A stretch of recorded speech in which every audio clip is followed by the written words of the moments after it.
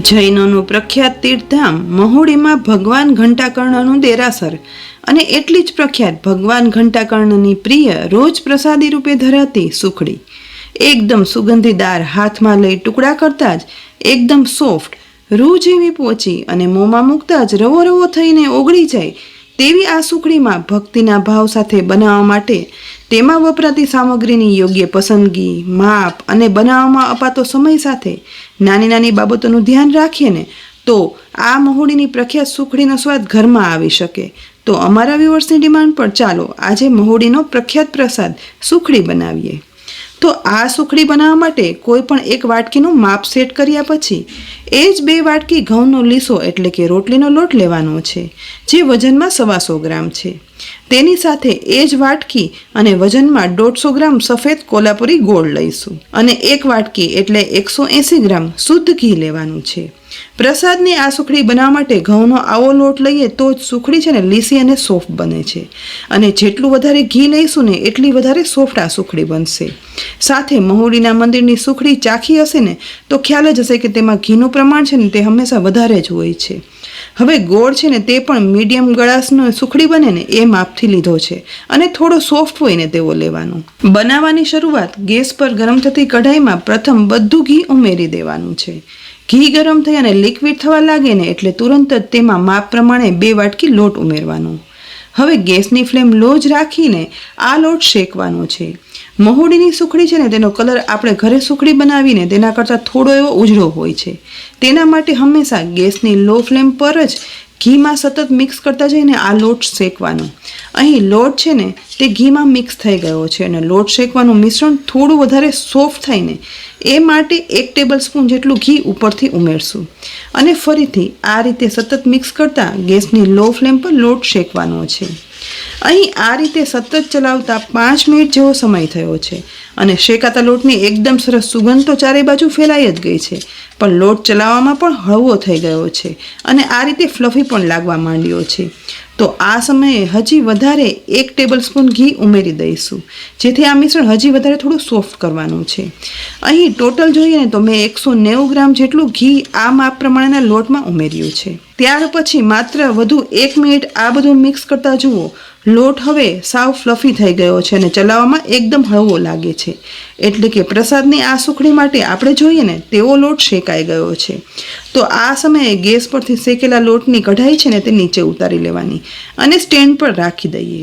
અને આ કઢાઈને નીચે લીધા પછી પણ સતત લોટ ચલાવતો જવાનો છે, કારણ કે કઢાઈ હજી ગરમ છે. માટે આ રીતે લોટને ચલાવવાથી કઢાઈમાં નીચેની બાજુ લોટ લાલાશ પડતો વધારે શેકાઈ પણ નહીં જાય અને સહેજ એવો ઠંડો પણ થઈ જશે. પણ હા, આ શેકાયેલા લોટને સાવ ઠંડો નથી થવા દેવાનો. માત્ર સહેજ જ એવા ઠંડા થયેલા આ મિશ્રણમાં ઝીણો સમારેલો ગોળ ઉમેરી દઈશું. હવે બધું ચલાવી અને મિક્સ કરશું. અહીં જો તમારે સૂંઠ પાવડર કે પછી એલચી પાવડર ઉમેરવો હોય ને તો ગોળ ઉમેર્યા પછી આ સમયે સાથે ઉમેરી દેવાનું. પણ મહુડીના પ્રસાદની સુખડીમાં આ કાંઈ જ નથી ઉમેરાતું, એટલે મેં નથી ઉમેર્યું. હવે એકદમ વ્યવસ્થિત મિક્સ કરતાં ગોળ મિશ્રણમાં ભળી અને મિશ્રણ છે ને તે લિક્વિડી સોફ્ટમાંથી થોડું એવું ઘાટું થઈ ગયું છે. તો આ સમયે એક ડીશમાં સહેજ જ એવું ઘી ઉમેરી અને ડીશમાં લગાવી લેવાનું છે. અને તમે જોયું જ હશે કે મહુડીનો પ્રખ્યાત પ્રસાદ સુખડી છે ને તે આ રીતે આપણને ડીશમાં જ મળે છે. ત્યાર પછી તુરંત જ બનેલા સુખડીના મિશ્રણને ઘી લગાવેલી ડીશમાં ઉમેરી દેવાનું.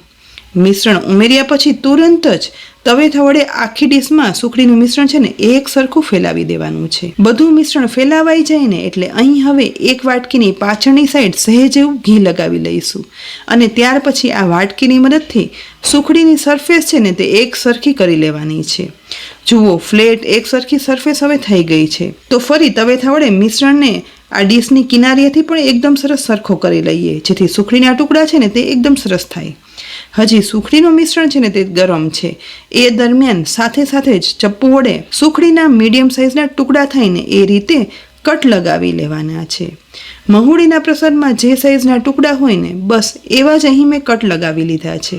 હવે આ સુખડીની પ્લેટને માત્ર 15 મિનિટ માટે ઠંડી થવા રાખી દેવાની છે, જેથી ટુકડા છે ને તે એકદમ સરસ પડે. 15 મિનિટ પછી સુખડી સહેજ એવી ઠંડી થઈ ગઈ છે, તો અહીં તવેથા વડે એકદમ હળવે હાથે સુખડીનો એક ટુકડો અલગ કરીએ. જુઓ, એકદમ સરસ ટેક્સચર સાથે બનેલી આ ટુકડો જોઈને તમને ખ્યાલ આવી ગયો હશે કે આ તો મહુડીનો પ્રખ્યાત પ્રસાદ સુખડી છે. એવો જ બન્યો ને. હવે આ ટુકડાને હાથમાં લઈ જરા પણ જોર કર્યા વગર એકદમ સરળતાથી અડતા જ ટુકડા થઈ જાય છે, અને ટુકડાને માત્ર સહેજ જ એવો પ્રેસ કરશું ને તો તુરંત જ સુખડીનો ભૂક્કો થઈ જાય. એટલી સોફ્ટ, મોંમાં રવો રવો થઈ જાય એવી પોચી, અને આ સુખડી સ્વાદમાં પણ ચાખશો ને તો એ જ મહુડીની પ્રસાદની આ સુખડીનો સ્વાદ. તો લીસા લોટ અને વધારે પ્રમાણમાં ઘી ઉમેરવાથી અને આજે કહેલી વિડીયોમાં નાની નાની બાબતોનું ધ્યાન રાખીએ ને તો મહુડીની પ્રસાદ જેવી સુખડી ઘરે બનાવવી એકદમ સહેલી છે. તો ફ્રેન્ડ્સ, આ મહુડીનો પ્રખ્યાત પ્રસાદ સુખડી બનાવવાની આ રીત તમને કેવી લાગી? ખરેખર ઉપયોગ લાગી હોય ને તો ઘરે જરૂરથી એકવાર બનાવજો અને પ્રસાદનો આનંદ લેજો.